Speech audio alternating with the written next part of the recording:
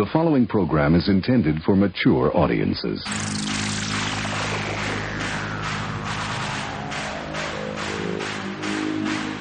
TBS, America's #1 independent television network, presents the following sports exclusive.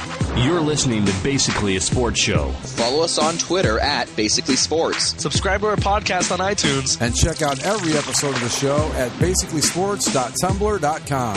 Now here's your hosts, Zach, Greg, Mike. And you're listening to Basically a Sports Show. The absolute worst! I think this might be the first week that I can remember in a long, long time where the Browns won and the Rams and Chargers didn't. But you guys don't have Freddie Kitchens, so it can't be all bad. It's not great. Yeah. Your Rams are in trouble, dude. I'm sorry, but that was a huge loss yesterday. Jared, you guys got to get rid of Jared Goff. You need someone else in there. Well, the real, yes, I will agree that Goff has not been very good.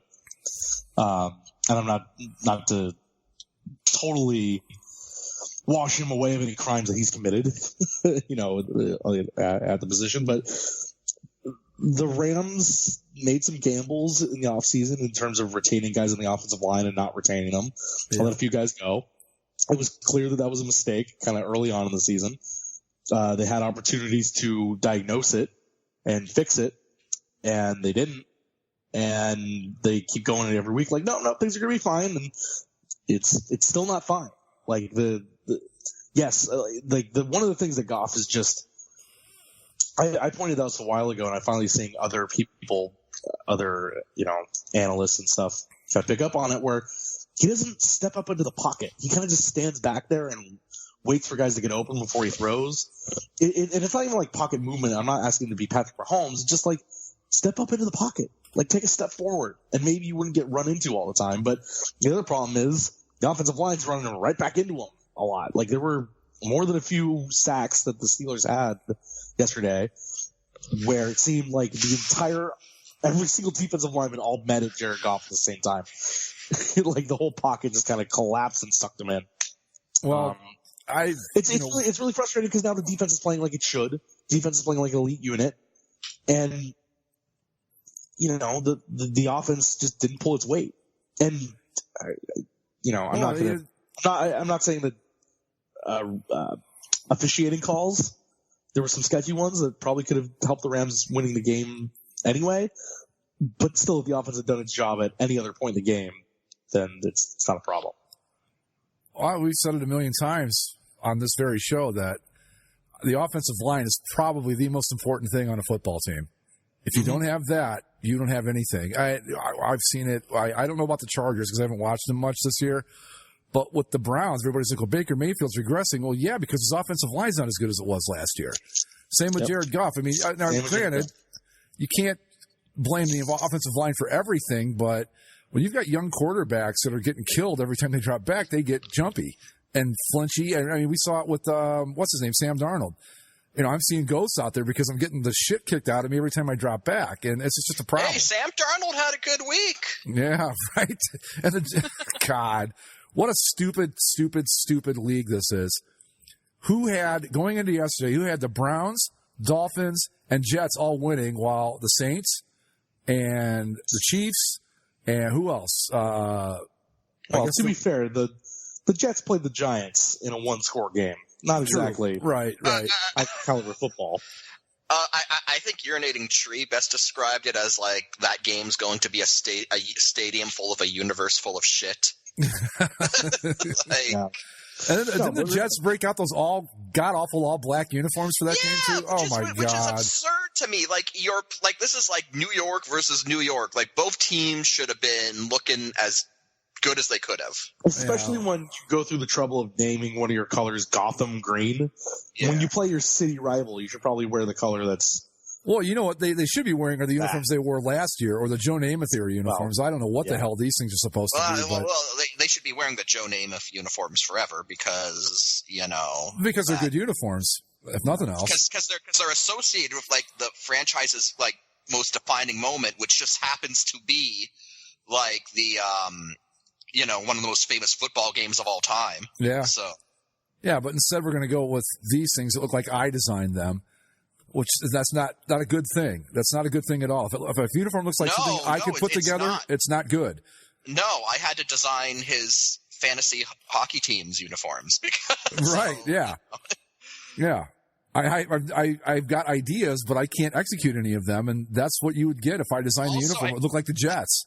I think our good friend Andy said it best in his helmet rankings, where he's like, this team probably spent hundreds of thousands of dollars, if not more, to arrive at the conclusion that their logo should be the word Jets with a football in front of it. Right.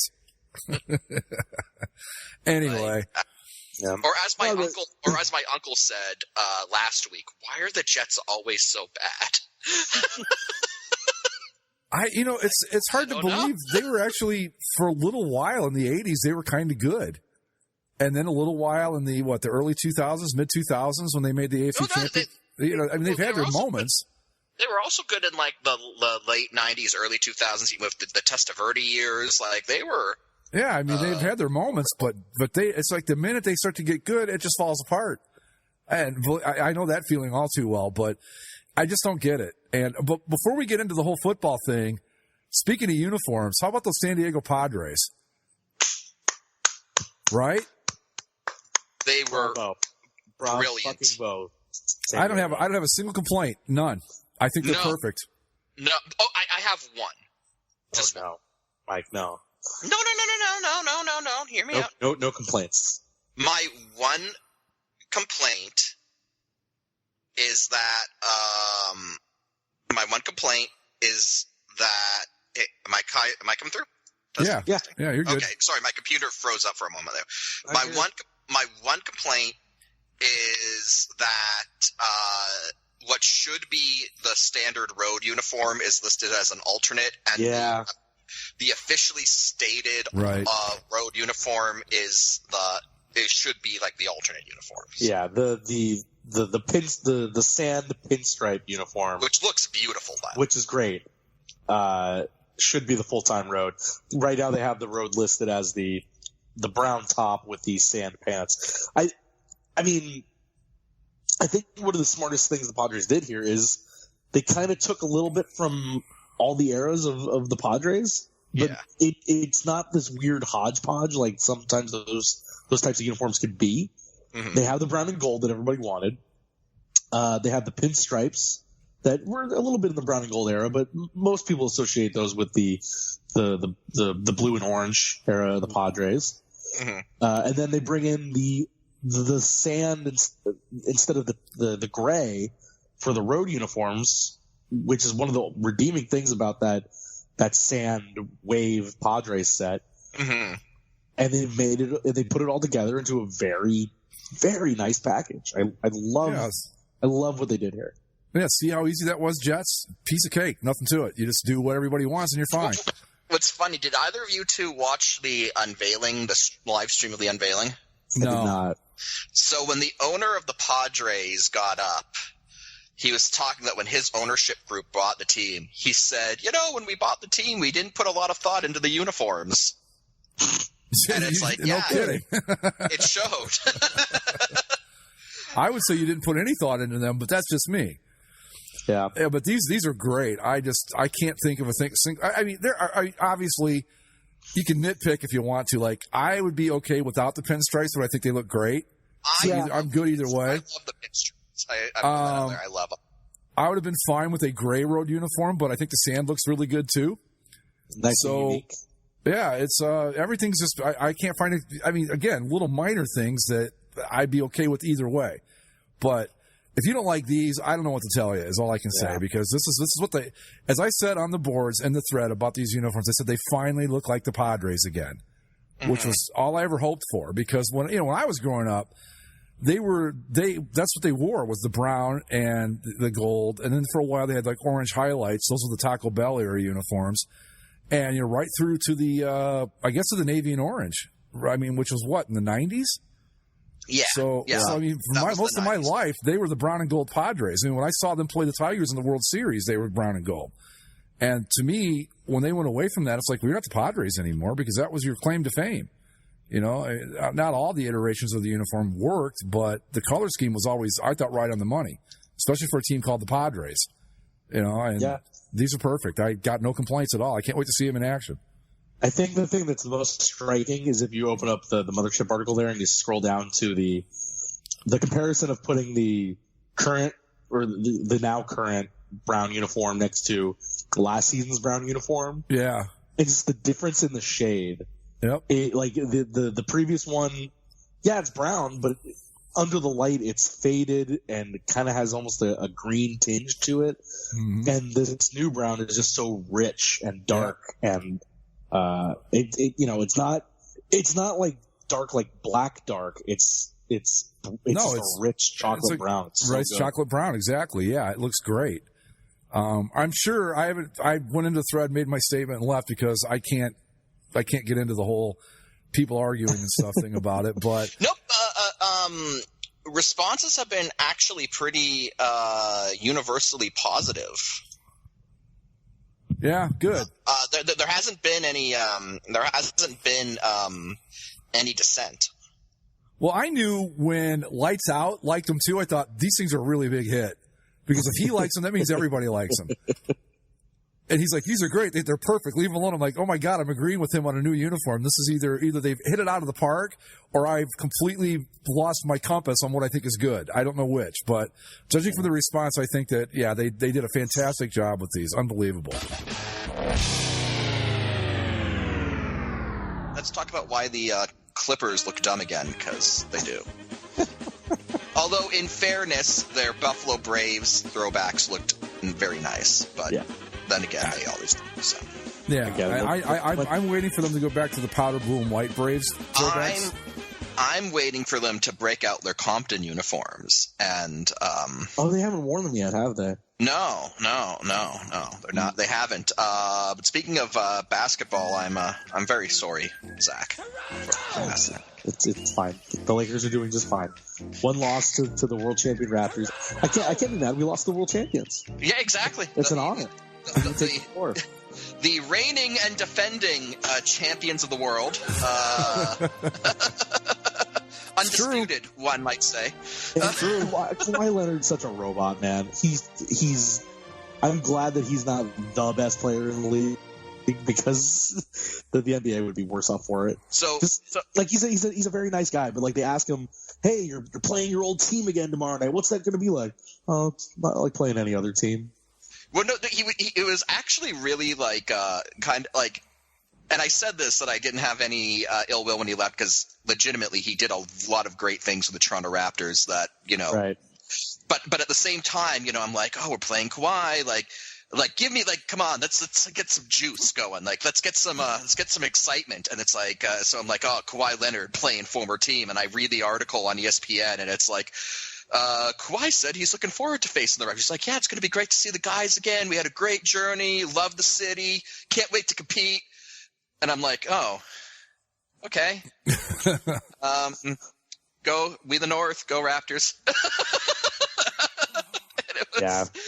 It's like again, I don't have any ill will towards him for leaving and going back to where he wanted to play, but it's like give me some like excitement to latch onto as a fan. Give me some some passion, and it's just like. Yeah, can't wait to see him. We had a great journey. We're going to be competing against him. I hope it's a good game. It's like why? I hadn't thought. I had completely. This topic had kind of slipped my mind. I'm glad that you brought it up because it's jogged it back up in my head. Kawhi's been getting banged kind of hard this year about his load management strategy, which is him essentially. They started this last year with the Raptors, and it's something that kind of carried over from why he left San Antonio. The idea of sitting him for games, not because he's actually tired, but just to manage the amount of minutes he's getting over the course of a year. And so he's just sitting out some games. And well, see, the thing is that the Raptors did that last year, right. And so, like, I wasn't shocked when I heard that the Clippers were going to be doing, because, like, the Raptors did it and it obviously worked. Like, he was in good shape for the playoffs, so obviously, you know, it worked out. So it didn't shock me at all. The difference is that when the Raptors did it, their coach was smart enough to not go, nah, he's fine. Like, yeah. That's the thing. That's the problem. Here's my thing, and this happened with the peak of the Greg Popovich Spurs too, where they would literally. There was one time, Tim Duncan was listed on the injury report as DNP, did not play, and then in parentheses old. I honestly believe he could still be playing today, and he'd still be like hitting very fundamental jump shots. He'd be putting up 15, 5, and 5 a game, I think, right now. Probably, sure. Yeah, why not? But like in the NBA, which has become such a star-driven enterprise, right? Yeah. If you're a fan of a team that's not very good, let's say, you know, you're a fan of the Minnesota Timberwolves, let's or say, the Warriors, for example, who are 2-8. Yeah, that's been bums. glorious. Especially when you look back at quotes from their management a few years ago, where like we are light years ahead of the entire league, and now it's like unfortunately, the rest of the league's got FTL drives now. So sorry about that. Yeah, but like, say you're a fan of one of those teams. And you're like, oh, the Clippers are coming into town. Kawhi Leonard, that'd be awesome. I want, our team's not very good, but I want to see Kawhi play us. And then you show up to the arena, and there he is, just sitting on the bench in a suit. Yeah, I mean, not because he's injured, not because something happened to him, which would be disappointing even if he was injured, but just because, didn't feel like playing today. The only problem I have with the load management thing is the fan thing, that you might wait all year to go see the Lakers play, and then LeBron doesn't play. Or, right. Kawhi doesn't play for the Clippers, or Steph Curry sits down for the Warriors. That's the only issue I have. I mean, I get it. 82 games is, I don't know if it's really that much of a grind. I mean, they get 3-4 days off at a time. I mean, they do back-to-backs on occasion, but... I mean, the big problem here, again, as I said, is that so the Clippers say Kawhi's hurt, so we're going to sit him for the game. Like, that's the official story. It's like you can't. It's like you got to say that he's hurt. So they say he's hurt. And then he doesn't play, and then later Doc Rivers, the coach, is like, "Oh, Kawhi's fine. We just, he was just," and it's like, "Well, no, you can't say now. You get fined." And it's like, at least when the Raptors did it last year, like they didn't go out and like just say, "Oh, he's totes fine. We're just, he just doesn't want to play today." I think part of the other thing that's a problem, or why it's a problem, is because it did work last year, right? Mm-hmm. And so. If you're Kawhi, you said, hey, I did this last year and I won a title. What's the big deal? Because I don't think Kawhi is really hooked into like how the rest of the world works. No, he's not. He's very much not. He's very detached from everything. He just goes out and does his job, and all of those are normally or not normally, but they are good traits to have as a pro athlete, as somebody to have your kids look up to. Like, hey, he just plays really hard and he knows who he is and that whole thing. But like, again, I think the one that he got flack for in the last week, it wasn't even when they were playing some bad team that he didn't need to play for.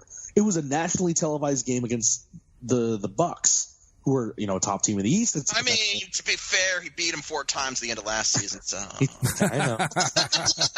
But it's still one of the top teams in the East. It's it's Giannis, against Kawhi. It's two of the biggest names in the league going up against each other. The Bucks, they're the team I picked to win the East this year, actually. Right. And then there's one guy, one of the 2 superstars that you put up on the billboard for this game. Decides, not tonight. Tonight's not my night. And it's like, I don't know how you fix it though. I mean, really, I don't. Like, if I was a fan, I would almost want to demand a refund at that point, because it's like, you promised me something that I didn't get, and it wasn't because he had a broken leg. It's because he just didn't feel like it today. Look. Ultimately, it's all going to be fine because it's the Clippers. So when Kawhi is like 100% to go to play a full playoffs, it's the Clippers again. So like they'll be up 2-0 over like the Jazz in the second round, and then his leg is going to explode, and then they're going to lose 4-2. No, well, that's my argument too. Is that you're the Clippers? Just play them all 82 games. You're only going to be playing 5 playoff games anyway. So right, you're looking at 90 games tops. I mean, really. So what are we worried about here? What's the problem? And I'm just letting you guys know, Clippers Nation, because of the way that your team is possessed by a malevolent genie. Like when Kawhi's leg gets injured in the playoffs, it's not going to be like one that he could easily come. Like the ligaments are going to explode, is what I'm saying, and it's going to be bad. It's going to be bad. Yeah, they, come on. It's like I said, 90 games at the very most. That's it. That's the most you're going to play. So why are you worrying about it?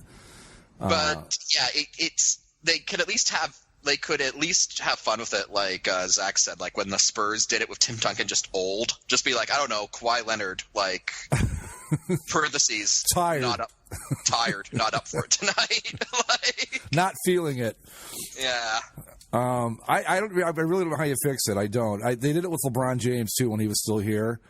Yeah. I tuned into a game. He would just be sitting there in a suit. I'm like, what's wrong with him? And it would be some nonsensical injury that he would be fine from the next game. And everybody knew what was going on. I mean, we all know what's happening. Do you just do it? Like, do you try to find a way to make it so it's only home games, so there's less of a chance of people? Yeah. I mean, well, and it's like there's no way to like necessarily punish the team for it, because like what are you going to tell them? Well, they did fine them when Doc Rivers spilled the beans that he was actually fine. Oh yeah. Well, yeah, they fined Doc Rivers came out and basically said, "Oh, Kawhi's fine," and then the league said, "Well, you can't bench a guy. You can't just say he's injured if he's fine." So they fined the Clippers $50,000. Huh. I 50 grand. Yeah. Come on. One could hope that if they keep it up that it doubles, but then at the same time, they'll probably just tell Doc Rivers to not open his mouth on the subject again, and it'll be fine for them. Well, I mean, $50,000. That's Steve Ballmer loses that in the seats of his flying car, for Pete's sake. Come on, that's ridiculous. That's nothing to him. That's like if they find you or me $1. We're like, okay, fine, whatever. We're going to do it again, and I don't even care. I guess the solution, one thing would be, if it's really becoming a problem, then maybe the NBA should seriously consider shortening the schedule a little bit, which I don't think would be the worst idea in the world. I mean, one of the most fun seasons was the year that they only played, 60 games? I think in the strike short. That was great. That was because all of a sudden everything mattered. 82 games is a lot of basketball, man. I think it's a lot of hockey too, but just a lot. Maybe you shorten it to 70. I know that's taking money out of everybody's pockets, but my God, you're already making billions anyway. What's the difference? I don't know. I don't know how you solve it other than that, though. And I get it. I mean, going way, way, way, way, way back, Lou Gehrig, when he set that consecutive games record, they said, "Why do you play every day?" He said, "Because you never know." Well, maybe it was Joe DiMaggio. I don't remember. There was a Yankee, whoever it was, said, "You never know when some kid's driven from like 200 miles away to see me play. I can't take a day off." And I thought, yeah, I mean, that's really the way you got to kind of look at it. You can't just go, "Well, I'm going to take the day off. I don't give a shit that people from 60, 70, 80 miles away drove in to watch me play. Too bad." And that's where you get the dilemma with this. I mean, I get the load management thing because these are big guys playing a tough sport, but there's got to be a way to make it work for both sides. That's the way I look at it. Well, they're never going to cut down on the amount of games because each game that they play is revenue. They're not going to it's the sad fact, but reality that ownership's never going to agree to anything that cuts down on dates. But does the NBA do the same thing? Like baseball's got that tiered ticketing system now, where like say a Giants-Dodgers game costs you more than a Giants who's a shitty team in the National League Marlins game. Like you can see the Marlins. I think every sport's gone to that at this point. Yeah, so instead of if you're that worried about it, just take the $6 ticket games off the schedule, and there you go. Problem solved. Well, I think something that's worth thinking about for the NBA in terms of scheduling is based on how the league has evolved. The scheduling system as it is kind of pointless because the NBA does it the same way that pretty much everybody except the NFL does, where you play more games against teams against your division, and you only play the other conference home and home. But the problem with the NBA is, like, who cares about the Pacific Division of the NBA? Like, teams don't have division rivals. Teams don't have, like, yes, in theory, you win your division and you get home field advantage or home court advantage, but they even took that away because they had these divisions that were crappy. And so, like, a team that had, like, the 7th best record would end up with the 3rd seed, and they did away with that now. So it's like, why should the Lakers, Warriors, whoever have to play the Suns 10 times, but they only get to play the Rockets 6 times, and they only get to play the Celtics and Sixers. Celtics or Sixers once. Yeah. Like, either just make it all even. You know, if you schedule home and home with everybody, that's what I guess. Well, that'd be 29 games for each, so that's 58. 58, and then I guess you can just double up on conference games if you really need to. There's another 20, 29, whatever. 24. Right? So you got 24 games to schedule at that point. My point is that there's no reason to have the schedule imbalance as it is, because divisions don't matter. So yeah. you can cut down on games and just do 2 against everybody, and then you add some premium games based on what you want to do to sell tickets or whatever. Yeah. There's got to be a solution. I mean, there just has to be. Yeah. It really is. I don't know what NBA ticket prices are these days. The last NBA game I went to was in 1988, so that gives you an idea of how long it's been. But I'm sure they're expensive. 1 year old. I'm sure they're very. I was 1 year old last time Greg went to an NBA game. Yeah, you know who I saw, Mike? This is going to crack you up. It was the Clippers and the Pistons. So. Whoa, you paid to go to a Clippers-Pistons game? No, I did not. And I'll tell you how it happened. A Wheaties box top got you in for free to see that game. So my buddy and I took a Wheaties box top and went to see the Clippers play the Pistons for nothing. I still think you overpaid to see the 1980s Clippers. Nah, we got a box of Wheaties out of it, and that was the Pistons were good, so it worked out. You know. I found that amazing. It's like, how do we get people in to see this crap shit like Clippers team? I don't know. Cereal will give free tickets. I couldn't believe it either. I was like, really? For an NBA game? And he's like, yeah. I said, okay, sure, why not? You know? Look at that, guys. We just did like 20-some minutes on the NBA, and we weren't even kidding. We were actually having a real conversation. Sometimes they have legitimate things to talk about that's not game-to-game stuff. I think it's actually interesting this year. I knew the Warriors weren't going to be good, but my goodness, talk about falling off the cliff, right? Well, Steph Curry broke his hand, and that was the final thing. Oh, God. When they had them, their first 6 games, they were getting blown out, I know. And then in the 6th or 7th game, Curry broke his hand. So it was like everything bad that could happen to them did. Didn't they just move into that new arena, too? Yeah. Oh, boy. Oh, I think you hate it when things work out like that. Come on. Oh, yeah. I hate to see it. Yeah, it's just awful, right? Well, they won 3 titles in that stretch? Yeah. That's not bad. Yeah, I'll take that. 3 titles, 5 finals appearances. That's the Celtics of the 80s right there. I mean, if you want to make a comparison. So, not so bad, really. They got their money's worth for what they put in.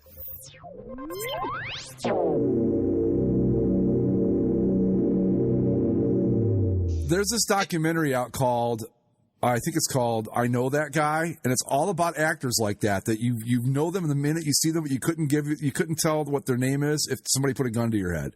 Also, I don't know if this is true or not. Well, I know it's true because I followed the source and I confirmed it's true, but I don't know if this is a good thing or not. But apparently both the characters of Harley Quinn and Edward Enigma are canonically supposed to be Jewish. Well, what? Why not? Yes. I mean, it's Gotham City, which is basically New York City, so... yeah, but they're both, crazy villains, so I don't know.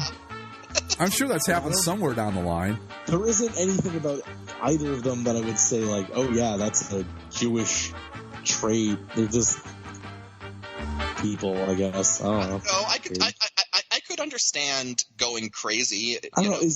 Jewish home. Is Harleen Quinzel a traditional Jewish name? No, but Harleen Quinzel is another one of those dumb comic book names that makes zero sense once you think about it. No, but it makes sense because her name is Harlequin. It makes sense. Yeah, just like Edward Nygma makes sense because Enigma, and he's the Riddler. Right. Which is Dr. Freeze. Dr. Victor Freeze is Mr. Freeze. It's what he is. Which is hilarious to actually think about it if those characters, and again, I follow the sources. Apparently there are throwaway lines in, some issue of whatever that establish it. But I just find it hilarious now. It's like, oh, Harleen Quinzel, from the Quinzels of, the Jewish ghettos of the Russian Empire. Yes, your grandfather Herschel Quinzel came in the 1900s. Yeah. I get to see Harley Quinn hey, Harley, we're going to go rob some tonight. Oh, sorry, Mr. J, it's Seda. I can't do it. Actually, you say that's hilarious. I was once at the Mafia Museum in Las Vegas, and they had this little display for some Jewish hitman who refused to kill anyone on the Sabbath. Oh, I've heard of that guy. Yeah. I forget his name, but he. And now that I say that out loud, kind of trying to imitate the Harley Quinn accent, it's kind of a Jewish mother accent, right? Well, no, see, that's my theory because they're both. I guess. They're both Batman villains, which means they're both insane, and I can totally understand cracking and becoming a supervillain. Growing up in a Jewish household, I understand that. That makes sense. But yeah, I want to see the Fiddler on the Roof style bioepic of Herschel Quinzel coming to. Oh my America. God, that would be the greatest movie of all time. Come on. I want to see that movie. Come on, let's do this. And you know what they'd fucking do. When he finally gets to Ellis Island and gets off the boat, he's gonna roll his eyes dismissively at some clown street performer. Yeah.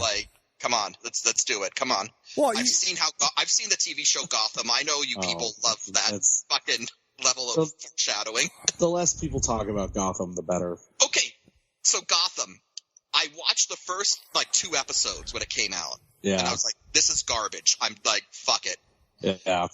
And then when it ended, they're it's the last episode was this 2-parter, and I was like, well, I'll see how it ends. Because somehow child Batman, Bruce Wayne, grows up to be real Batman pretty fast. Yeah, over the course of a 2-hour final episode. But I was watching it, and I decided I'm going to watch the final episode. I'm going to see how it ends. Maybe, it's been 5 years. Maybe they pulled their shit together and got everything. No, it's still awful. Yeah. I hate it. I've never watched a minute of it. I just had because look, if I can't get Batman, I'm not. What's the point? I don't care. Batman finally shows up in the final scene of the final episode. But for 2 seconds. By the time Gotham hit the air, do you know how many Batman origin stories I'd had to sit through at that point? Well, that's the thing. It wasn't a Batman origin story. It was supposed to be about Gotham City and specifically the police department and Commissioner Gordon, but as a young lieutenant. But the thing about it is, right, the whole Batman theory is the crazy villains didn't start showing up until the Batman showed up because he was insane and thus inspiring other insanity to rise up against him. So without Batman, to have all these insane criminals just appear to terrorize the city, to terrorize Jim Gordon, the police lieutenant with the mustache, he's yeah, they're public enemy number 1 with all the super criminals. Yeah, but what I loved about it was how they desperately wanted to have the Joker, but apparently they weren't allowed to have the Joker. So right. They kept dancing around the whole thing. They had a character who smiled and laughed a lot, but wasn't the Joker. And their whole and so because basically what happened was the movie had been in the works for a while. And so Warner Brothers had it in their head like, yeah, we're going to do a Joker origin movie. And so when they did Gotham, they were like, okay, you can use all the Batman villains except the Joker because we have plans to do a movie where we talk about his origin. But Gotham was like, well, we can't – like we want to do the Joker, but we can't. So they had this character named Jerome who like goes crazy and laughs and smiles a lot and is basically the Joker, but they were like, he's not the Joker. He's the guy who inspires the Joker, except he's basically Jerome. He's Jerome. He's like those Chinese knockoff toys. He's the prankster instead or something like that. Yeah. Yeah. One of my favorite Chinese knockoff toys, there's like it's like a Darth Vader knockoff from China, and where the character name is, I think it just says Steve. Let's see if I can find it. Darth Vader's cousin, Steve Vader. He sold land speeders on Tatooine for years. Evil Steve, that's what it is. Evil Steve. Evil Steve.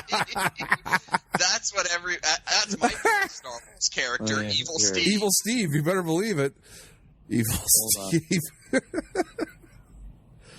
That's great. I want one. How much do they cost? I want an Evil Steve. Be like, is that Darth Vader? I'd be like, nope, that's Evil Steve. Oh, it says Steve Wars. Galaxy where everyone is named Steve. No, seriously, like knockoff toys are a unrealized source of hilarity. Just like go down that rabbit hole one after. Oh, I have. Like I've looked up because my nephew's really into the Teenage Mutant Ninja Turtles, and I just looked up. I was going to buy him something. I looked it up and I got all these weird. I'm like, that's not even close. I can't remember the names, but yeah, it's amazing. Here's knockoff Darth Maul named Dennis. Right, Dennis. There's the Emperor Daft Sirius. Yeah, I like Dennis. That's pretty funny. Yeah. Who are you, you evil man? I am Dennis. Dennis. Although it actually does fit if you've ever seen Always Sunny in Philadelphia. Dennis is pretty evil. It's like have you ever? I'm sure if you guys haven't seen Monty Python and the Holy Grail, then I don't know what to say. But yeah, of course. Where they go, what do they call it? And he goes, some call me Tim.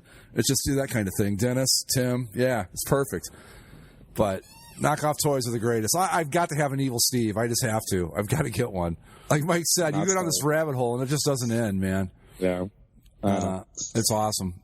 Well, speaking of, really quick, while we're doing pop culture and stuff, so the new Star Wars movie is a little over a month away. We do have new Star Wars content coming tomorrow. Yes, the Mandalorian. The Mandalorian premieres on Disney Plus. I've only seen the trailer, but the trailer looks pretty kick-ass, I gotta say. It looks awesome. It really looks good. The first thing I do when I wake up tomorrow is getting my Disney Plus subscription. What are they asking for that? Watch it when I get home. $7 a month. Oh man, I'll dump Hulu for that at a heartbeat. $7 a month or $70 for the year. Oh, so kind of like Amazon Prime, basically. Right. You can pay one upfront fee. And then they will also have a bundle where you can get Disney Plus, ESPN Plus, and Hulu for $13 a month. Well, I'm paying like $12 a month for Hulu now, so I'll just throw those two in and keep going. Yeah, I'm actually looking forward to that because I'm not getting rid of Hulu. Hulu's got too much stuff in it I like, but see, I rarely ever use Hulu. I just don't. I mean, Hulu has Seinfeld and It's Always Sunny in Philadelphia, so that's basically. I watched. Oh God, this is going to sound so pathetic coming from me, but I actually did a rewatch of How I Met Your Mother on Hulu. I will say that the Mandalorian trailers so far have been exactly what I want from Star Wars. Plus, like it's gritty, it's lived in, it's real, and it has nothing to do with the people we've known for our whole life. There is some tangential connection to Boba Fett, I'm sure, but like. Just this is it. This is the way to expand the universe. And Pedro Pascal is playing the bounty hunter in this, and he was fantastic in Narcos. I don't know if you guys saw Narcos when it was on. No, I've seen Narcos. Yeah. Well, he's also great in Game of Thrones. Yeah, I never watched Game of Thrones. I tried, and I'm just like, this is just watching paint dry to me. Well, Game of Thrones was awesome until it wasn't, and that's all we'll say about that. Spoiler alert: he gets his head crushed by another man. It's great. Nice. Yeah. But anyway, the Mandalorian looks great, and now that I know that there's a package out there that I can pretty much plug right into and get extra stuff for the same amount of money, I'm there, man. I don't know if they're going to make you cancel your original Hulu to then resubscribe to new Hulu. That's okay. There's two of us here, so if I can't do it, then Shelley certainly can, and we'll be fine. But Mandalorian, and I've just started watching this on Apple TV, where no man has gone before. For All Mankind. For All Mankind. Now, what do you think of that? I was super into the space race history when I was a kid, so this is right up my alley, and I love it. So was I. But here's the thing: I can't, under any circumstances, endorse the world that the Russians beat us to the moon. I just can't do it. I refuse. It's just like, no. That I get it. It's all alternative history. I get it. I'm a big fan of The Man on the High Castle. I love that show. But this is a bridge too far for me. I'm such a NASA geek, and I was so into that space race, and I was there when the stuff happened. I'll never get past that. I just won't be able to get past it. Here's the thing. When I first saw the dog agrees with me too. When I first saw the trailer, and I first saw that image, or like the cosmonaut is on the moon with the Soviet flag. Ugh. Like, to me, that was such a chilling image, but it was also kind of intriguing. And if you are a NASA geek, I still think you'd like it because it is a very pro-NASA type of thing. Like, the premise essentially is the Soviets beating the U.S. to the moon. That isn't something that is, like, lingered on so much. Like, the entire premise is this happens as an excuse to tell the story of this is how the space race continued past 1969. Ah, okay. Because that was the original idea. Because it's made by Ronald D. Moore, who did Battlestar Galactica. Yeah. Essentially, the premise that he started with was like, what if the space race never ended? Okay. And they were trying to think of alternate history scenarios that could result in that being the case. And the Soviets beating the Americans to the moon was the one they went on, because the idea is Soviets beat America to the moon. And America being America is like, well, we won't let that stand. We're going to beat you to fucking Mars. Okay. Now that I can – all right. Now you're starting to turn me a little bit here. So the whole thing is that America gets beat to the moon, and America's reaction is like, after like a night of self-pity, is to be like, well, fuck you. We're going to put a fucking moon base before you, and then we're going to go to like Mars and the asteroid belt. So screw you. And so that's basically the Soviets getting to the moon first is like just there to facilitate this plot where the space race goes even further. So it's a good show. You've been watching it. I've been watching it.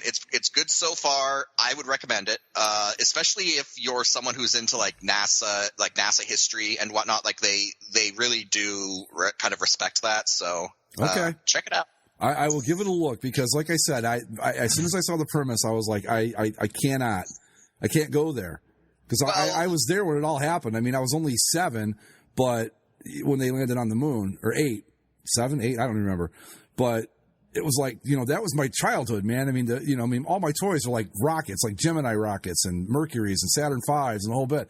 I was like, no, they can't do this. This is wrong. This is so wrong. You can't put the Russians on the moon first. The point of divergence where they justify it is that apparently, in real life, the head of the Soviet space program in 1967 died due to a botched operation.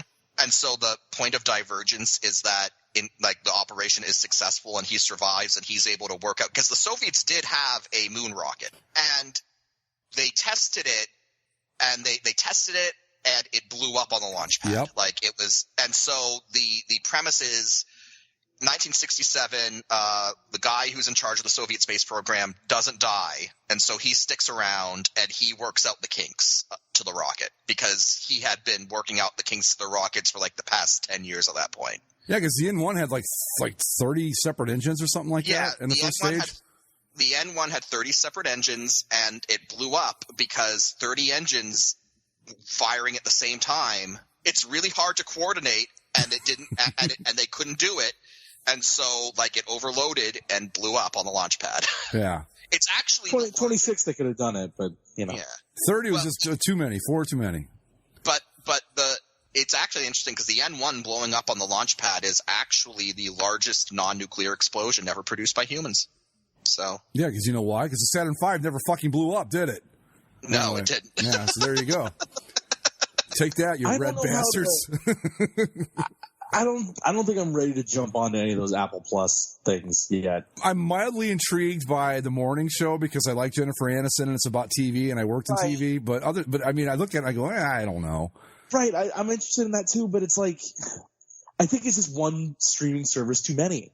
I think this is really with Disney Plus now and Apple Plus, and then I think is it next year that HBO Max comes into play, and then NBC has the Peacock coming shortly after that. Yeah. I think we're really getting to the point of you can't do it all. And if you do, then what's the point in cutting cable? Because you're paying just as much as you were for everything else. Yeah. So I don't know if I'm going to do. I don't think I'm going to jump onto those. Shall we do some NFL, guys?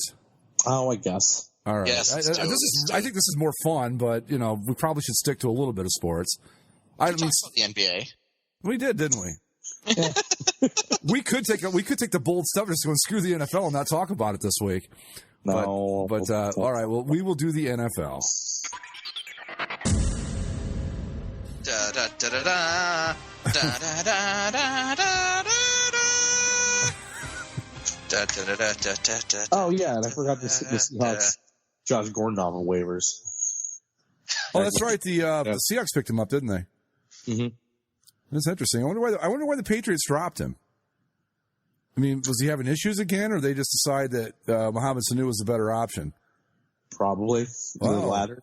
I mean, knowing the way the Patriots do business, he's probably got like stage 5 bone cancer or something. It has to be said every single time. If the Patriots get rid of a guy, don't sign him. No, it's worked out for the Niners here with Garoppolo, but generally speaking, no, if I were an NFL GM, I would never talk to the Patriots. Yeah, it's like Bill Belichick's on the line. I'd be like, tell him I'm not home. Well, didn't what's the guy's name? Minka Patrick, is it? The defensive back for the Steelers? Or Fitzpatrick, is it? Yeah. Yeah, Minka Fitzpatrick, yes. Wasn't he traded by the Patriots to the Steelers? No, Dolphins. Oh, Dolphins. Yeah. Oh, never mind then. Okay.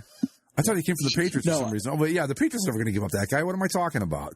No, I would say two things. Either don't call the Patriots about anything, or if the Patriots call you to give you somebody, don't take them. No. But if they call, hey, can I get this wide receiver off of you? And it's like your 4th string wide receiver, start him the next game. Yeah, exactly. It's like, wait a second. I'm not playing this game. Not caught on yet. I was just going to say it's remarkable that teams still deal with those guys because they screw you. It's like alternate universe, like Mike, the GM of the Los Angeles Chargers. It's like Bill Belichick called. He's interested in trading for Jack McElroy. It's like, who? It's like, oh, he's our 4th string wide receiver, short, scrappy white guy. I'd be like, son of a bitch. You start number 1 wide receiver slot next week. Yep, exactly. I don't know. It's just played lacrosse in college. Or God damn it. Well, the Browns draft only lacrosse and rugby players, right? Yeah. And whatever works. If that's what they do, I'd say everybody should do it. But the Browns gave them Jamie Collins, I think it was last year or this year. And and he went from, not doing much here to all of a sudden he's like freaking Mike Singletary over there. Yeah. And it's just like, oh my God. But that's, you can say that it's just like that they're better talent evaluators, and I'm sure they are to an extent. But a lot of that's coaching. I mean, you can take a good coaching staff can take a guy that might be, potential. And and they realize that potential with the Patriots, where Freddie Kitchens. Oh, I don't even want to get started on that, but I love that video you shared. I can't deal with Freddie's play calling no more. Oh, well, there's a good place to start with the football of National Leagues. The Browns yesterday, even though they won, okay, and I texted you guys this as it was happening, 9 tries from 4th and 1. On the goal line and did not score a single point. 9 tries, guys. 9 straight plays and could not get in. It was the guys calling the game were like, they don't have any more plays. I mean, how many more plays can you have for 4th and 1? How many of those plays was Nick Chubbs on the field for? Most of them. But it would be like, instead of just handing him the ball and go up the middle, they'd like give him these like weird, like, what are they called? Like, they tried to get too cute with like the little like. Right. What can I think of the name of the damn Delayed handoff? Counters. Were like, and that kind of stuff. It was like delayed handoffs or pitches, option pitches. I was like, oh my God. It's like it's Nick Chubb's. He can get 1 yard just running straight. Well, not only that, but you have Kareem Hunt back, who, despite the fact that he's a woman beater, is a pretty good running back. You could have used him. You could have put them both in the backfield. Then they don't know what to do. Nope. And the saddest part of it all was that there were 3 plays where it was so obviously Baker Mayfield forcing the ball to OBJ. And that was 3 of those 9 plays. You go, okay, well, that's just dumb. And finally, for the game-winning score, he finally said, screw it, I'm going to my guy, Rashard Higgins. And he threw it, and he was wide open for a touchdown. And that's how they won the game. But I think they ended up running 11 plays inside the 5. And they're damn lucky they won this game, considering that like the Bills scored a defensive touchdown on Baker Mayfield trying to like toss it to the running back and missing him entirely. Yeah, and they just picked it up off the ground. Like, oh, well, I guess technically that was an incomplete pass, but it shouldn't have been because it was clearly a pitch. I mean, it was going forward, but they've got to find a way to make a distinction between that. Because it was I mean, then again, I don't know. It was an underhand pass, whatever you want to call it, but. I thought for sure they were going to let it stand as a touchdown. Mayfield, he missed him entirely. Yeah, I know. The only difference between that one and the one against the Patriots, where he literally just threw it to a Patriots defensive lineman, is that this one hit the ground first. So. Well, the funny thing is, before we started tonight, they do this. I think they call it like Browns Weekly or something on one of the local affiliates. And they were talking. That's a show I want to work on. I want to work on Browns Weekly. You better be ready to drink like 2 or 3 gallons of Kool-Aid before you go on. Let me tell you. I mean, no. This dude is so drunk. Can't be that bad. Exactly. I'm saying, like, what standards for professionalism could they possibly hold me to? Well, they were there talking about this 3-6 team and how this was a huge win, and blah blah blah. And I'm going, have you guys looked at the standings? Hey, they're still in the hunt. They're in the hunt graphic. They'd have to win every game left just to have a shot at this point. I'm going. There's optimism, and then there's just flat out abject stupidity. Is it a show or is it a radio show? It's a television show. You can probably watch it. Just go to WKYC.com. It's probably there. Okay. I would show up every episode on camera wearing a tuxedo and a brown and orange lapel ornament, and but I would be so obviously I'd start drinking an hour before showtime. They're like, well, they tried. It's hosted by this guy Jim Donovan, who I've met a few times over. We've crossed paths over the years. Nicest guy you'll ever meet in your life. I mean, he really is. He's a cancer survivor. I mean, you can't not like him. But he's the funniest dude because when you meet him, you're like, "Hey, Jim." He's like, "Hey, how's it going?" And he just basically really laid back and really quiet. And then he calls games like, "Oh, it's just like where did this guy come from?" The guy on the radio is nothing like the guy that you meet, which cracks me up every time. But Browns Weekly. It's But I just remember, because I didn't watch this game, but I caught all of the major happenings on game breaks and red zone and whatnot, and I just like the Baker Mayfield safety where. Oh God. Well, talk about like that. Zach was talking earlier about offensive line play. I mean, that was a perfect example of it. It was like they were all over him before he even knew what hit him. Well, like the Browns, even when people were super high on them, even the people who were like saying like, "Oh, they're going to be a force to be reckoned with," were saying like the offensive line was the weakest part of the team.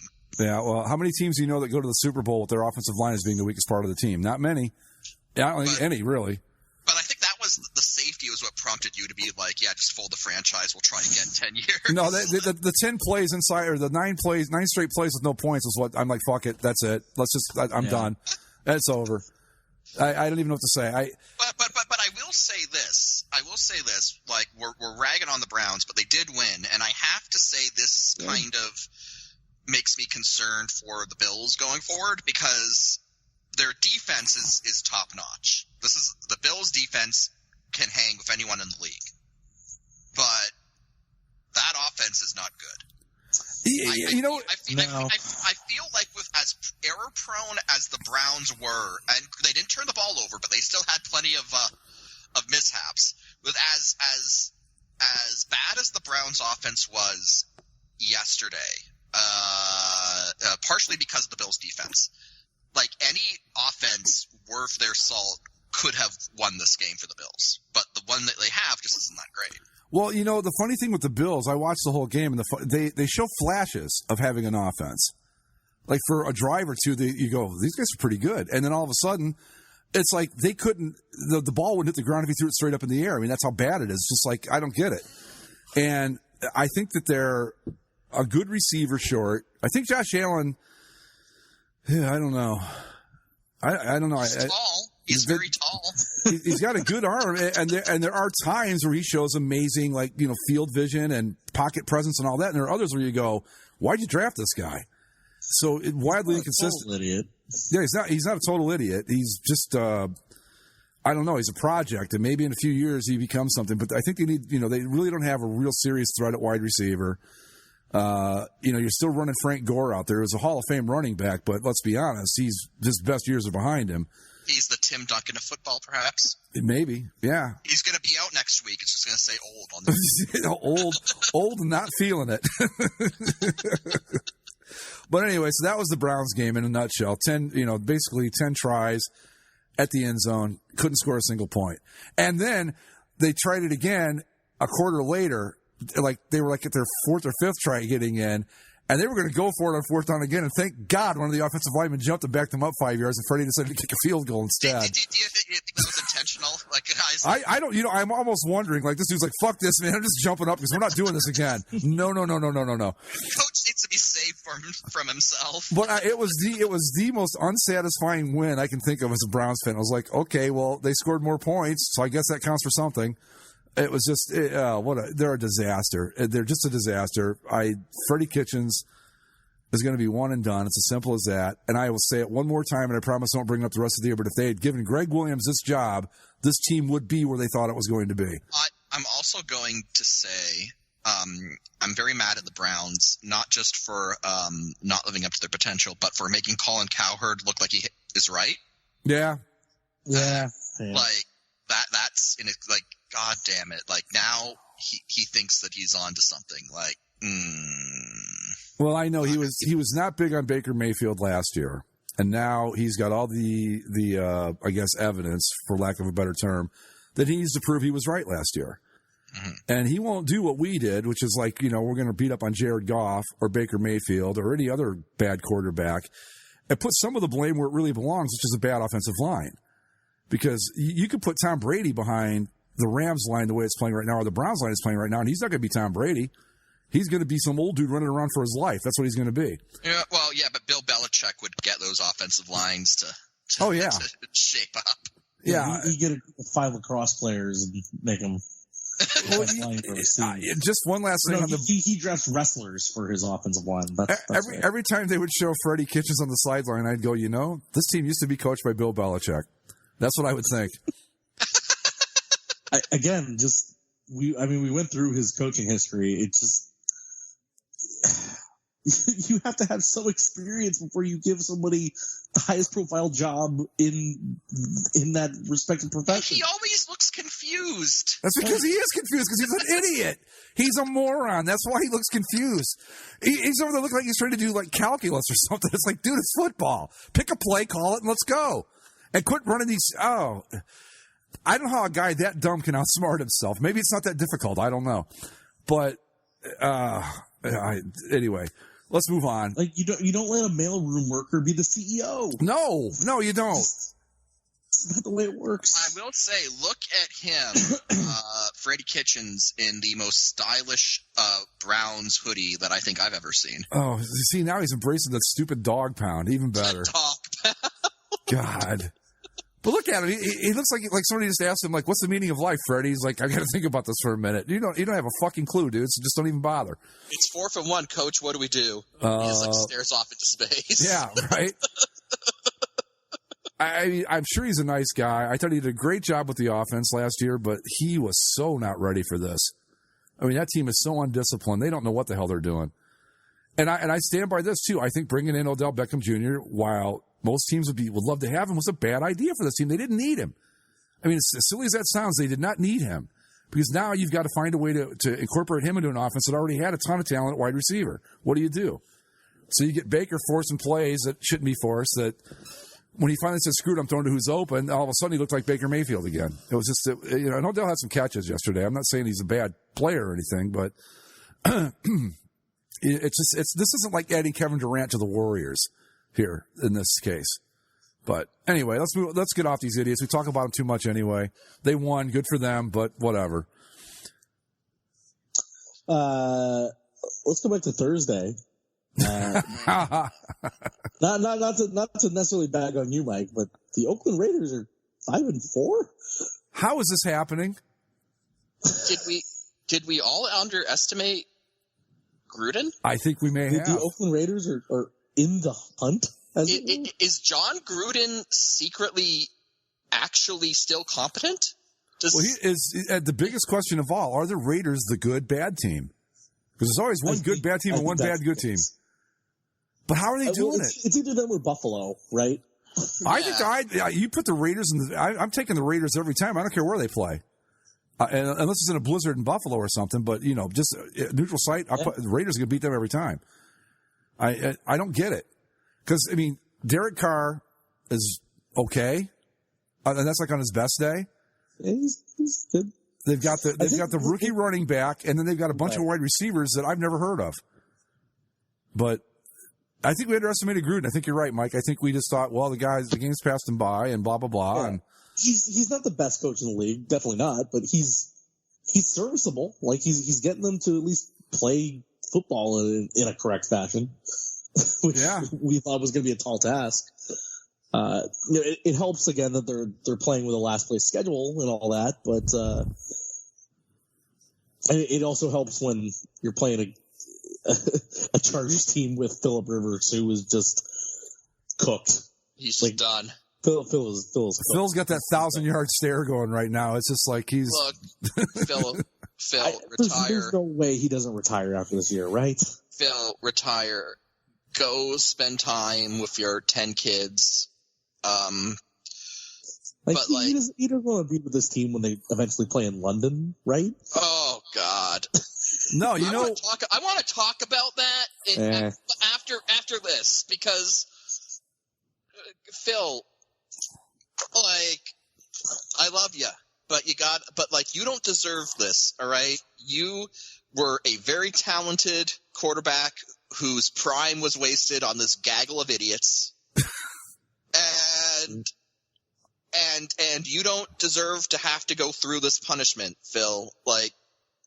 We'll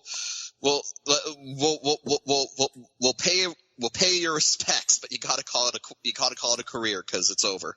Okay, I'm just gonna throw this out there. Yeah. What about, instead of retiring, he pulls a Peyton Manning and goes to, say, Chicago, who's in desperate need of a quarterback? Or if they were going to do that, he would have done it at the deadline. You would have thought maybe, but at the deadline they weren't really out of it yet. I just don't think that there's any reason. Like, is he really going to come back for one more year to play somewhere else? How old is he? Well, he and Eli were drafted together, and Eli's about ready to kick the bucket here too. Yeah, but Eli's not as smart. Sorry, but that's I don't know if either of them are really NASA scientists here. Phil Rivers is 37. He will be 38 December 8th. The retirement. Tom Brady's still playing at 42. Yeah, but that's Tom Brady. He's got his focus pills. That's right. The focus pills that you have to be careful when you buy. I'm convinced that's what he's been spending the bye week doing. He's just chugging focus pills. You can buy all those other vitamins and stuff straight off the website, but to buy the focus pills, you have to contact a guy named Julio, or something, or a Spike or something like that, and meet him down at the corner with cash. I don't know. Maybe he does retire, but what a wasted career, man. I mean, to be honest about it, it's just wasted is probably not the right word, but No, I mean, obviously there's guys like Marino that make this list. Yeah, but at least Marino made one Super Bowl. I mean, you got that. Yeah, I'm going to see if I can find that list because somebody put out a list of not guys that haven't won a title, but guys that have never even made the Super Bowl. We got Dan Fouts, Warren Moon. Let me think here. Well, those two immediately come to mind. Wow. Here's when is this from? Bernie Kosar, but he didn't have near the career these guys had. Well, this is from 2011. I don't think there's anybody that's come up in the last 10 years that would be more than this. So this Bleacher Report list has Jim Hart. Great quarterback for the Cardinals back in the 70s. John Brody, great quarterback for the 49ers back in the 70s. Dave Krieg. Played for the Seahawks. Mark Brunell. Well, you guys know Mark Brunell. Yeah. Bernie Kosar. I wouldn't put Bernie on that list because he only really had about 4 good years. And I don't know if that qualifies you to be the poor bastard that never made a Super Bowl. You played in... He did play in 3 of 4 AFC championships. That's true. Yeah. Made the playoffs every year that he started until 90. Yeah, 90. Yeah, he played in 8 playoff games. Yeah. Randall Cunningham. Okay. Sonny Jurgensen with a hard J. Jurgensen. Yeah, he was the quarterback for the Redskins. Warren Moon. The honorable mention category, we have Vinny Testaverde, Steve Bartkowski, Bobby Hebert. Bobby Hebert played for the Saints, yeah. Dan Castrione and Jake Plummer. And then the last guy they list here is Dan Fouts. Dan Fouts, one of the greatest quarterbacks ever, just kind of like Phillip Rivers. Just in no, the Chargers always made the playoffs, but they just couldn't seem to punch that ticket to the Super Bowl. They were like the Chiefs, kind of. They had great offense, but the defense always failed them. Dan Pastorini was a good quarterback with the Oilers back in the 70s, I think. Who were the other names? Bobby Hebert, he was the guy. He won the first ever USFL championship with the Michigan Panthers. But he was good. He was the guy that the Saints had never had a winning season until he went there. And then they went I think they finally broke 9-7 one year, and then went 11-5 a few years with the defense with Sam Mills and those Ricky Jackson, those great linebackers, and Reuben Mays and this other guy at running back. They were pretty good. But yeah. Anyway. Might as well go ahead and add Phillip Rivers to that list because I don't see him making the Super Bowl anytime soon.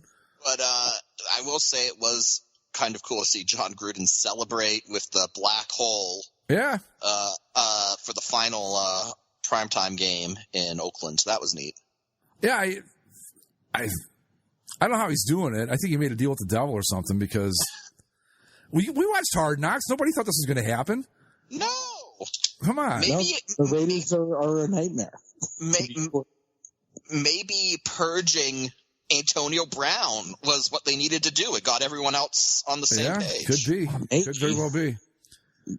I have to think that they probably just would have been better, but... Well, maybe it just sent the message that Gruden's not going to put up with prima donna bullshit no matter how good you are. And sometimes that can be a real good thing for a team. Where they just go, yeah, you know what? Okay. I don't know, man. I don't know how he's doing it because you look at that team, the defense is average, I'd say, and the offense is average, and here they are at 5-4. But anyway, I think we can knock through some of these so quick. It was kind of overall not a great weekend. There was a lot of really bad matchups, and then not to mention having 6 teams on a bye. Yeah. The Bears pull out a win over the Lions. Remember when we thought the Lions might have been decent? That Matt Patricia's not a good coach. I'm sorry. You can't. Yeah. You can keep shaking that Belichick tree all you want, but until you get Bill himself, you're wasting your time. Lamar Jackson is for real. The Ravens are for real. Mm-hmm. It was the Bengals, but Lamar Jackson played a video game. You shouldn't. I don't care if the team you're playing is 0-8. You should not be able to do what he did to an NFL team yesterday. You just shouldn't be able to do it. Not only did he do that to an NFL team, But then he just wore these glasses. Yeah. For some reason that didn't. Okay, so that didn't show up. Oh, yeah. I've seen that. I know what you're talking about. The one during the game, right? So this is Lamar Jackson through 16 career starts. He has more wins than Patrick Mahomes, 13-12. Through 16 career starts, he has more rushing yards than LaDainian Tomlinson did. Yeah, that's the one that blew my mind. There we go. It's so glad in. The kid's a player, man. I was better passer rating than Tom Brady, better yards per attempt than Aaron Rodgers, better completion percentage than Drew Brees, and it's the running and it's the passing and the running that's doing it. Because Greg, you and I saw him play at Louisville. We thought, okay, this is great. You can beat up college defenses like this all you want. You can't do that in the NFL. And I don't know if he can't. Will he be able to do this every year in the NFL? No, because somebody will figure it out. They always do.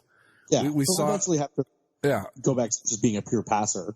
But I was not sold on him as like a guy that could come in and play in this league. I wasn't. As I was with you, I was like, well, doing this against Louisville's opponents is one thing. Doing this against the NFL, completely different story. But there he was yesterday, and he's just played great. And he's just a blast to watch. I mean, I don't care. He's not a quote unquote drop back passer or conventional quarterback, but damn, man, he is exciting. Oh. And then he can still throw the damn ball. Like, that's what I mean. For all of his running ability, he isn't just he's not as the quote was good for a running back. He's a good passer for a quarterback. Like everybody wants to compare. Guy. Everybody wants to compare him to Michael Vick. I got news for you. He's a much better passer than Michael Vick was. Michael Vick has a stronger arm, no question about it. But as far as being able to run an NFL offense and pass, Lamar Jackson's better at it. Way better. Not even close. Michael Vick was like a 50-some% completion percentage for his career. He was dynamic and exciting and could do crazy things, but this guy can actually run an NFL offense. Not to say that Vick couldn't, but Vick was more spotty than this. I mean, this guy can just do it all. And the Ravens, I still look at it and go, how in the world did the Cleveland Browns just dominate these guys? I don't even understand how that happened. I just don't understand it. And if their other one loss was to who? Kansas City? Yeah. Yeah, so that one you go, okay, in Kansas City, all right, fine, I can see. But how'd they lose to the Browns at home? I don't know, but I'm going to be very interested to see that second Browns-Ravens game. Oh. Like, that's going to be interesting. You don't think they're going to want to come into Cleveland and go, okay, we're going to show you what a mistake that was? Oh, my God, it's going to be brutal. Yeah, but, I mean, again, preface, this is the Bengals, who are clearly the worst team in football. Oh. Because the Dolphins keep screwing it up. Late season comeback. Dolphins are making a run for a playoff spot. Just you wait. One more win, and the irrational confidence is heading to. I'm taking my irrational confidence talents to South Beach, ladies and gentlemen. One more win. The Dolphins are a game behind the Browns. Think about that. A team that was actively trying to lose for 7 weeks. Yeah, sometimes it doesn't work. Yeah. God. And 2 bad losses back to back for the Colts now, who are down to 5-4. Well, that's because Jacoby Brissett's been out. Yeah, but still. And Brian Hoyer. Yeah, dude, you throw in 3 interceptions against anybody, you're probably going to lose. I think even the Dolphins or maybe not the Bengals, but just about anybody else. I need to check the stats of this game. Hang on.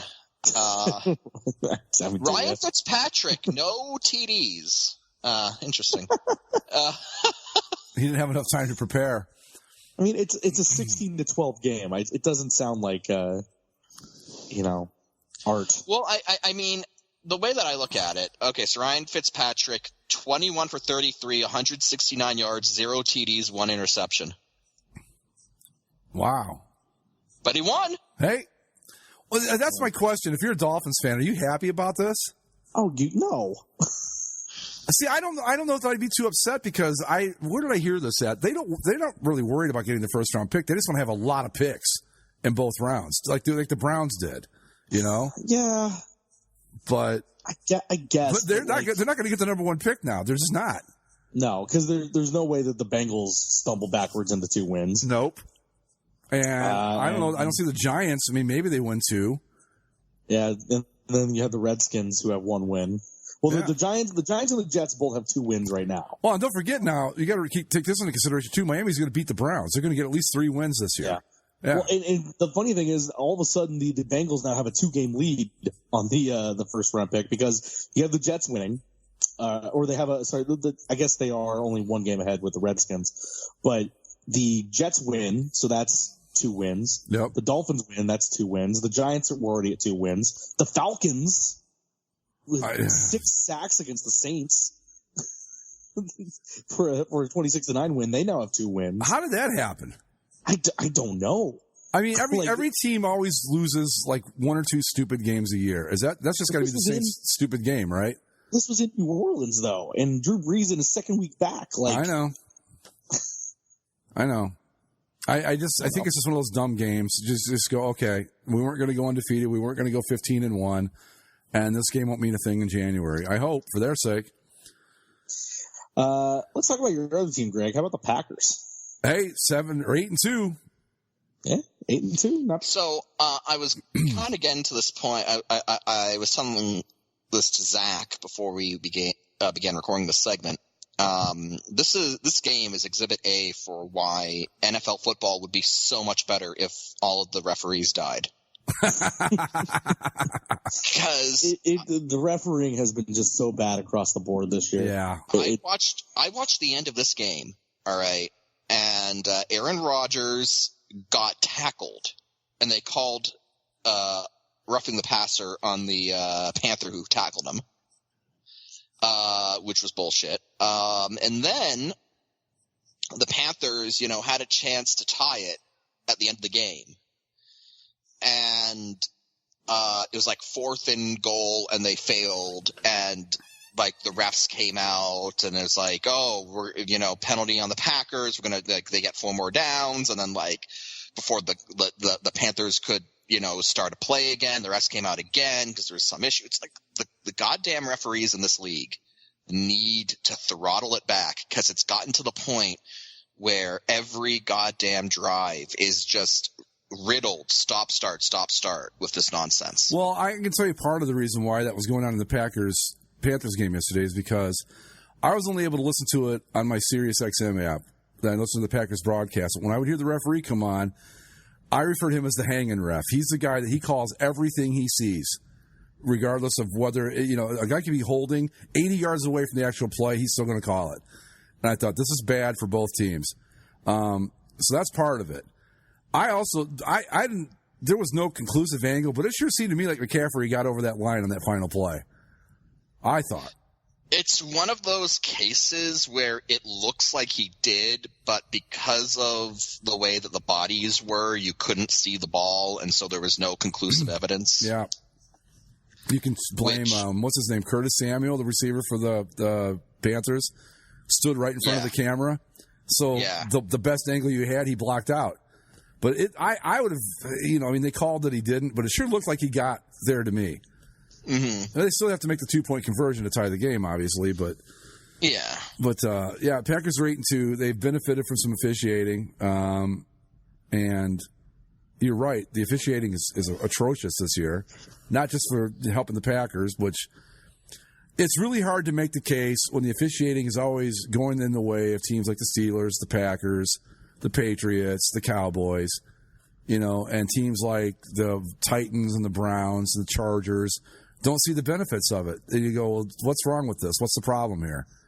And that's for another show. But yeah, I'm happy. They're 8-2. They're cruising. If they can keep things going, they get a bye in the playoffs, which is all I'm shooting for. Home field, unless San Francisco falls apart, is probably out of the question at this point. So, speaking of that game, Jadeveon Clowney just recovered a fumble and ran in for a touchdown for the Seahawks. Yeah, the game's all of a sudden closer than it had been. I want to keep on the referee thing for a second. Let's go to the Rams-Steelers game. Now, as we said earlier, the Rams offense just was not good enough, and Jared Goff was terrible, and the offensive line was terrible, and ultimately the Rams offense only scored 3 points out of the 12 that the Rams scored on Sunday, with the defense getting a touchdown and a safety.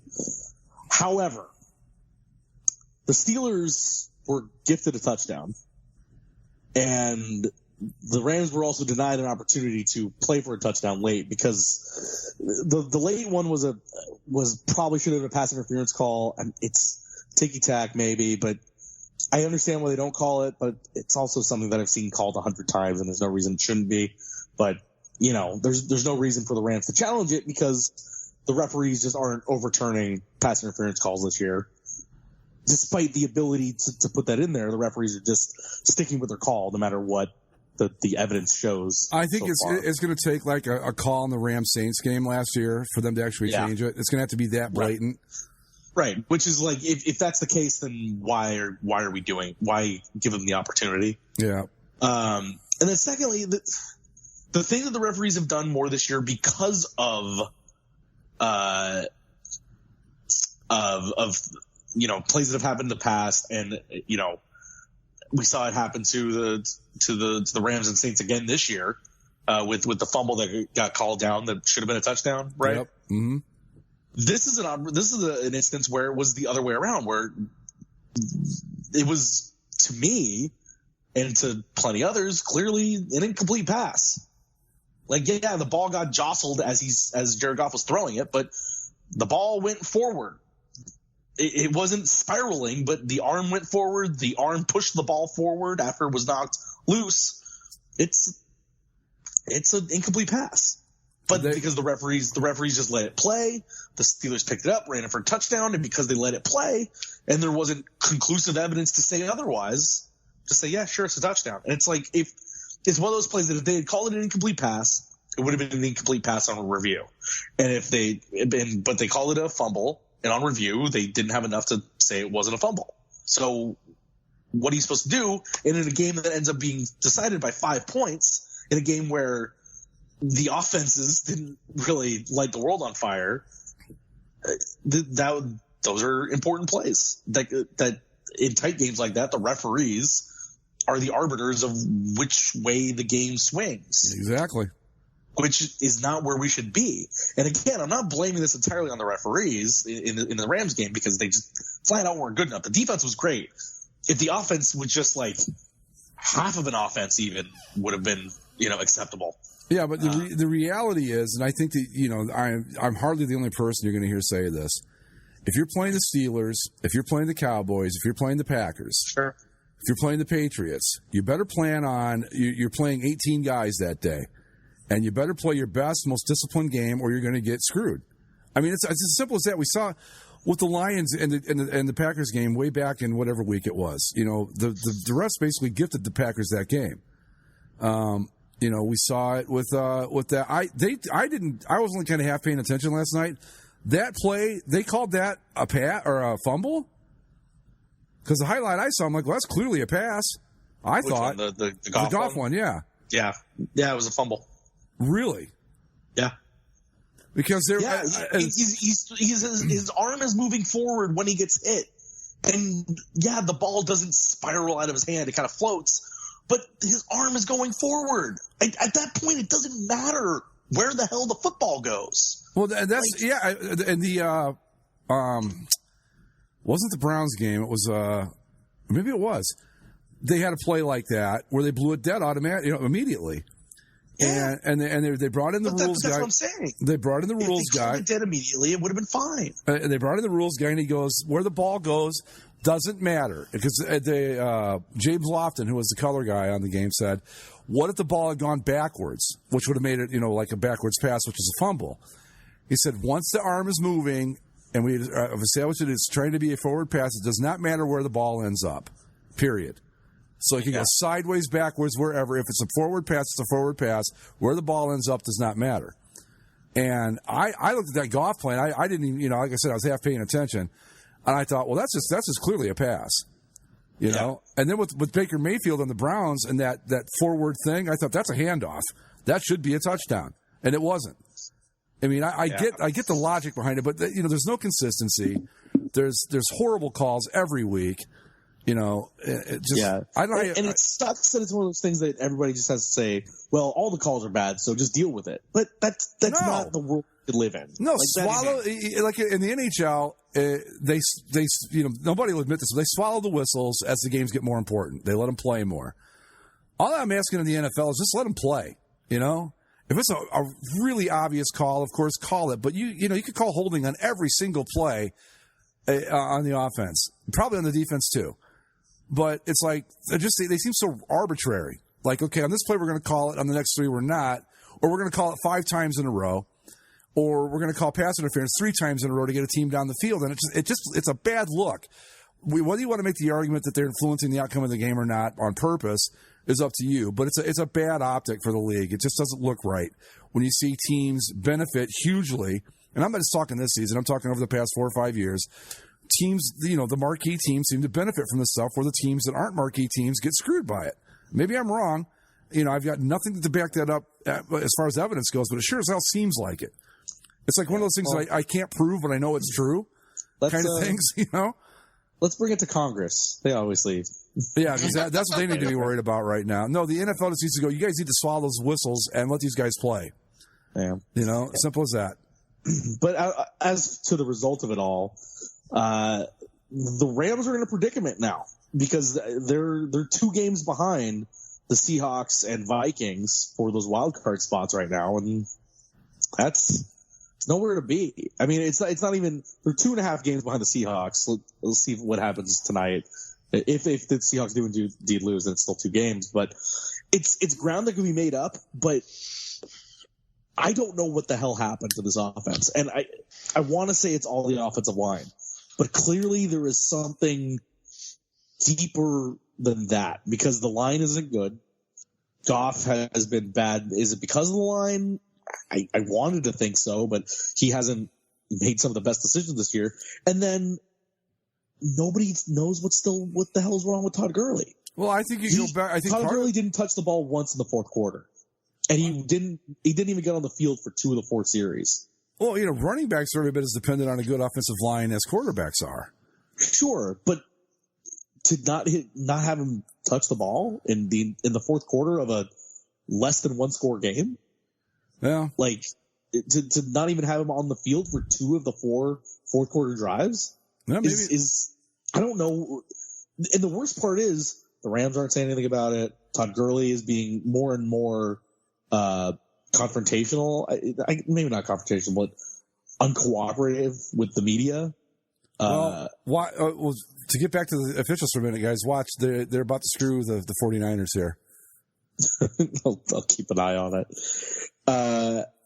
And just, I don't know. There's the defense is back up to the level that it's supposed to be, and it would be a shame to have this defense get screwed by an offense that was the best in the league imploding.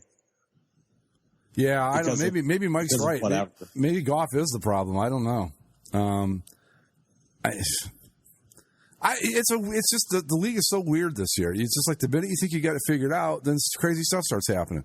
I would never bet in a million years that Tennessee would beat Kansas City, but they did. Right. With Ryan Tannehill. Tennessee's beaten Kansas City like 4 straight now. Yeah, they beat them last year too in that horrible game. Remember, like 19-10 or something like that. Yeah. And see, I take my irrational confidence away, and look what they do to me. What the hell? What? I'm watching this play. The Niners play. Niners took that ball away, but they're not going to give it to him. Wait and see. God. You can't screw Russell Wilson. Come on. This is about star power. Russell Wilson, I'll have you know, was seen before the game signing a veteran's 12th man flag. All right. He is the greatest person who ever lived. Well, not only that, Mike, I don't know if they mentioned this on the show, but I'm sure it happened. They probably cured his post-traumatic stress disorder, too, while he was doing it. Speaking of which, I loved what you said, Greg, about how last week the Browns-Broncos game, it's like over-under and how many times they play the drive. God, that's got to suck if you're a Browns fan. Yeah, you get used to it. Anyway, on that note, folks, we're going to wrap it up. As always, follow us on Twitter at Basically Sports. Subscribe via iTunes, Stitcher, Spreaker, YouTube, and I guess iTunes and Apple Podcasts are the same thing but different. So we are also available on Apple Podcasts. You can find us by just searching. Oh yeah, they became iTunes rebranded as Apple Podcasts like a year ago. Okay, so Apple Podcasts, you can find us there at basicallysports.tumblr or just Basically Sports. Yeah, all one word, Basically Sports, one word, and you will find us there on Apple Podcasts. I'm sorry that you've been saying iTunes for like a year, Greg, and I just never thought to bring up the links I provide for the show go to the exact same spot. Yeah. No, if you follow the link, you will go to the right spot. Yeah, so. But yeah, Apple Podcasts. I was not aware of the brand change, but yeah, Apple Podcasts. Look up Basically Sports, and while you're there, leave us a review. Some people actually have. We've gotten some good ones. And with that, we will see you next week. Thanks for tuning in. Later.